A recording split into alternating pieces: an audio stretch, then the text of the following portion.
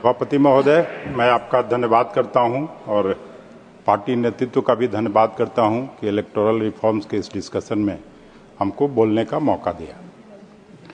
महोदय, चुनाव सुधार का जब चर्चा हो रहा है तो स्वाभाविक है कि इसका मतलब चुनाव की गंदगियों से चुनाव को बाहर निकाला जाए। यह प्रयास आज से नहीं बल्कि जब से हम लोगों का संविधान बना और 52 में जब पहला चुनाव हुआ उस समय से ये प्रयास चलता रहा है। और मुझे अच्छी तरह से याद है कि 1952 में के पहला जो आम चुनाव हुआ उसके बाद उस समय के प्रधानमंत्री स्वर्गीय जवाहरलाल नेहरू जी ने चुनाव आयुक्त को ये पत्र लिख के और उनको उसका रिपोर्ट मांगा था, ये कहते हुए कि ऐसे तो आम चुनाव बहुत सफल हुआ है, लोग तारीफ कर रहे हैं, लेकिन कई विसंगतियां भी देखी गई हैं और इस पे मैं आपका रिपोर्ट चाहता हूं और फिर उसको करेक्टिव मेजर लेने के बारे में सरकार सोचती है। उसके बाद से भी श्रीमती इंदिरा गांधी जी के ज़माने में जिस समय सीधे तौर पर न्यायालय लोग जाते थे, कलेक्टर, एसपी जो प्रशासनिक अधिकारी होते थे, उनका चुनाव आयोग के प्रति जवाबदेही नहीं रहती थी, उसको उन्होंने ठीक किया। फिर स्वर्गीय राजीव गांधी जी ने भी अपने ज़माने में जो 21 साल जो छात्र आंदोलन बीच में हुआ, छात्र आंदोलन के बाद हर जगह से ये आवाज़ उठने लगी, विश्वविद्यालयों से, वकालत खाने से, सब जगह से आवाज़ आने लगी कि 21 की जगह उम्र 18 होनी चाहिए। वो भी स्वर्गीय राजीव गांधी जी ने किया और स्वर्गीय राजीव गांधी जी के ज़माने में ही आज सरकारी साइड से हमेशा महिलाओं को 33% आरक्षण देने की बात हो रही है कई वर्षों से, नारी बंधन और कुछ कुछ जो नारे लगाए जाते हैं, लेकिन स्वर्गीय राजीव गांधी जी ने उस समय अपने कार्यकाल में 33% महिलाओं का आरक्षण ग्राम पंचायतों में, जिला पंचायतों में देने का काम किया। अब उस तरफ से जो दो बड़े संशोधन हुए चुनाव सुधार के सिलसिले में, एक पहला इलेक्टोरल बॉन्ड जो चंदा का जिक्र अजय माकन साहब ने, सुरजेवाला साहब ने किया, और एक ऐसी स्थिति बन गई कि एक पार्टी के खाते में 10,000 करोड़ रुपया से ज़्यादा चंदा का रकम और दूसरी तरफ कांग्रेस पार्टी जो नेशनल पार्टी है उसको केवल 1% उसकी उनके हिसाब से 135 करोड़ रुपया हुआ। तो ये इस लेवल प्लेइंग फील्ड जो बनाने का संविधान का जो मकसद था बाबा साहब अम्बेडकर का, जवाहरलाल नेहरू जी का, उससे साफ ये हो गया कि एक तरफा चुनाव होना है। और मैं बिहार से आता हूं, बिहार में मैंने देखा है कि इस बार किस तरह से चुनाव हुआ है। बिहार के चुनाव में जिस तरह से धन बल का जो नंगा नाच हुआ उसे हम सब ने देखा है। खुलेआम हिंसा की वारदात हुई, मैं उसके विस्तार में जाने की आवश्यकता नहीं समझता हूं, लेकिन धन आप दाएं हाथ से बांटिए, बाएं हाथ से बांटिए, धन तो धन ही है। और चुनाव के समय में जो धन दिया जाता है उसको घूस के रूप में ये किया जाता है।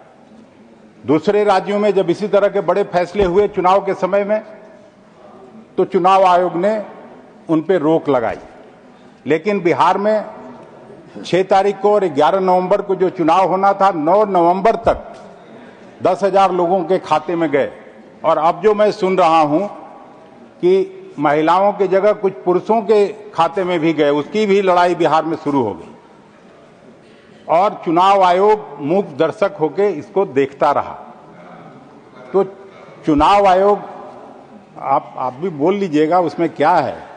दो मेरे जो सहयोगी हैं उनका बिना बोले सहमति जता रहे हैं, हाँ तब तो ठीक है, तब वापस आने का हो सकता है। तो पहले जैसा पैसा बांटती है और पार्टी अंधाधुंध पैसा खर्चा करती है, न चुनाव आयोग उसको कोई देखने वाला है न कोई सुनने वाला है। जिससे उम्मीद रहती है वह है केवल चुनाव आयोग, और चुनाव आयोग इस जमाने में धृतराष्ट्र की भूमिका में चला गया है या बना दिया गया है। एक नैतिकता का भी सवाल है। चुनाव आयोग की जितनी विश्वसनीयता अभी गिरी है, हमने आजाद भारत में कभी देखा नहीं। महोदय, एक समय था जब बूथ लूटा जाता था बिहार और उत्तर प्रदेश में, वह कम से कम दिखाई पड़ता था। अब जिस तरह से इस जमाने में जिस तरह से साइंटिफिक रिगिंग हो रहा है, मैं तो बोलूंगा कि ये डे लाइट रॉबरी है। वोटर की राय को संसाधनों से बदला जा रहा है। मैं पूछना चाहता हूं, चुनाव आयोग किसके लिए अकाउंटेबल है? भारतीय जनता पार्टी के लिए, सत्ताधारी पार्टी के लिए या संविधान के लिए?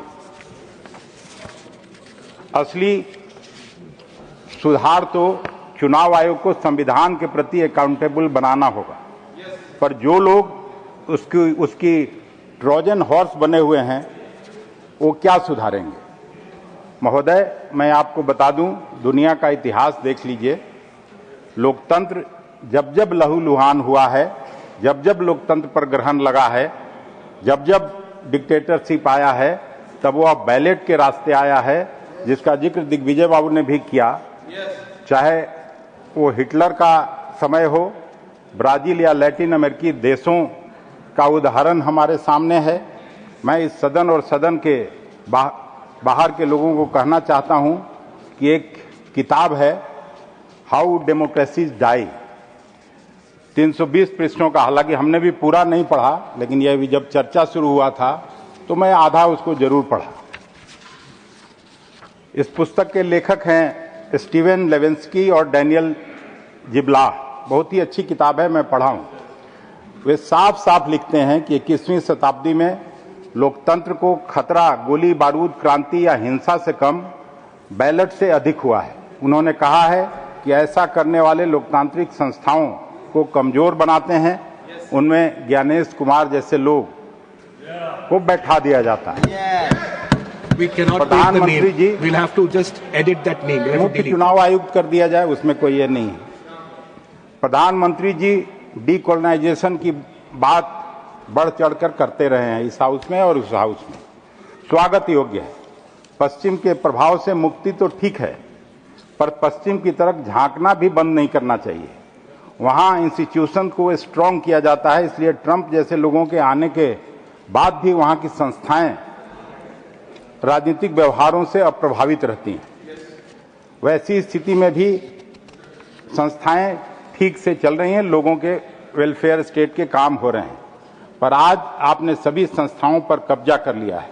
मुझे उससे भी कोई फर्क नहीं पड़ता है कि उसमें आरएसएस के लोग बैठे हैं, योग्य हैं अयोग्य हैं, लेकिन मुझे तो लगता है कि जिस तरह के अयोग्यों की फौज से आप अंध भक्ति से संस्थाओं को कुचल रहे हैं, देश फिर से टीएन सेशन, हम लोगों के जमाने में 1995 में टीएन सेशन को याद कर रहा है जब ये चुनाव हो रहा है। बिल्कुल। और टीएन सेशन और आज के जमाने के अंतर को भी हम लोग देख रहे हैं। यह अंतर लोकतंत्र के प्रभाव को दिखाता है।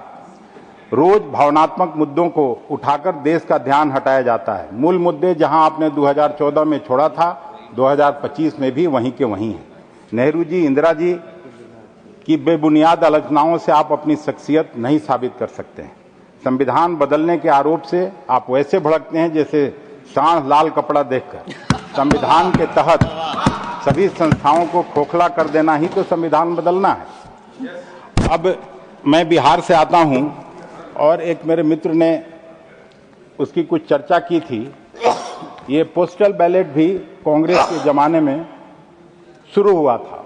और ये पोस्टल बैलेट कौन लोग करते हैं? जो मिलिट्री में काम करने वाले लोग हैं, एयरफोर्स में काम करने वाले लोग हैं, जो यूनिवर्सिटी में के प्रोफेसर्स हैं, जो और कहीं दूर नौकरी करते हैं, जो उसका 1,77,526 पोस्टल बैलेट बिहार में आए थे।